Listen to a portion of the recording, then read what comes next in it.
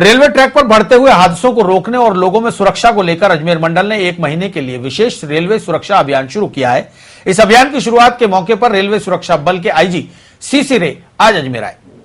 IG CC रे ने railway सुरक्षा बल के जवानों से बात की और पुलिस लाइन में बने शेड का उद्घाटन भी किया। रे ने जवानों को संबोधित करते हुए कर्तव्यों के प्रति सजग रहने का आह्वान किया। वहीं मंडल रेल कार्यालय के वरिष्ठ मंडल सुरक्षा आयुक्त के कार्यालय और कार्य प्रणाली की समीक्षा की।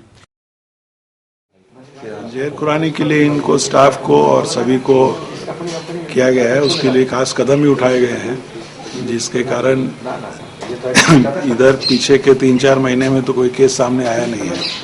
पहले बीच में हुए थे और उसके लिए स्पेशल टीम बना के यहाँ से अहमदाबाद तक ट्रेनों में एस्कॉर्ट भी कराया गया है। कार्रवाई उस पर नजर रखी जा रही है, जो और आगे केस नहीं होना चाहिए इस तरह का। और 182 का जो हेल्पलाइन है उसको भी एक्टिवेट किया गया है। 182 पे किसी को कोई शिकायत हो पैसेंजर को तो 182 हेल्पलाइन का इस्तेमाल कर सकता है। बाकी सीसीटीवी कवरेज जो है वो एक्सटेंड किया जाएगा। अभी तो इधर केवल अजमेर में है, मगर जो भी आपका A क्लास स्टेशन है या B क्लास स्टेशन कोई डिवीजन में होगा तो उन सभी स्टेशनों पर भी सीसीटीवी अगले 1-2 साल में लग जाना चाहिए। उसका भी प्रपोजल चल रहा है। मेस में जैसे ये सुधार हो गया है कि ये शेड नहीं था पहले, ये एक नया शेड बैठ के खाने के लिए बन गया है। पहले यहाँ लकड़ी का इस्तेमाल होता था, तो लकड़ी का इस्तेमाल पेड़ काटना तो ठीक नहीं है, तो हम लोगों ने पूरी तरह से गैस पे कर दिया है मेस को। लाइन के निरीक्षण और जवानों से सीधे मुलाकात के बाद रे ने मंडल रेल प्रबंधक नरेश सालेचा से उनके कक्ष में मुलाकात कर रेलवे के अभियंता विभाग और आरपीएफ की ओर से जारी 1 महीने के विशेष अभियान को लेकर चर्चा की। इस मौके पर एडीआरएम और सीनियर डीएससी भी मौजूद रहे। डीआरएम नरेश सालेचा ने बताया कि रेलवे ट्रैक पार करना कानूनी अपराध है और अपराध करते वक्त लोग दुर्घटना का शिकार होते हैं।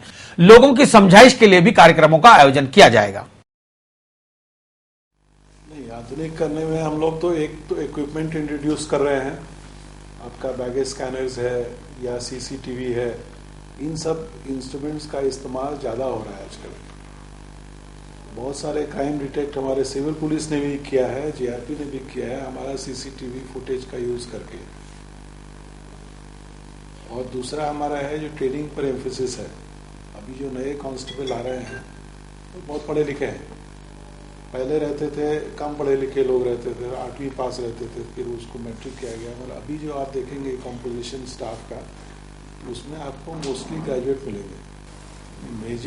मेजर एम्फेसिस तो है जो सीसीटीवी पर, और हम लोग स्टाफ को भी भेज रहे हैं ट्रेनिंग के लिए बाहर, अपने यहाँ भी करा रहे हैं और CISA वगैरह के भी ट्रेनिंग सेंटर में जाके, जिससे कि उसका जो इनपुट आए उसका यूज कैसे एनालाइज करना है। अब लेमैन बैठ के देखेगा और ट्रेंड आदमी देखेगा तो उनकी नजर में फर्क रहता है, तो उसका बेटर यूज करने के लिए ट्रेनिंग पर बहुत एम्फेसिस है। ट्रेनिंग का हम लोग बाहर भेज करा रहे हैं स्टाफ का।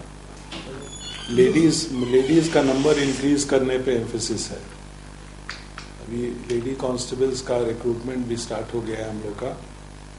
समझिए हो सकता है अगले 1 साल में हम लोग को और करीब 70-80 लेडी कांस्टेबल। जो भी रिक्रूटमेंट हो रहा है ना, उसमें लेडीज के लिए रिजर्वेशन है सीट्स का। 10% वैकेंसी हम लेडीज के लिए रख रहे हैं अलग से।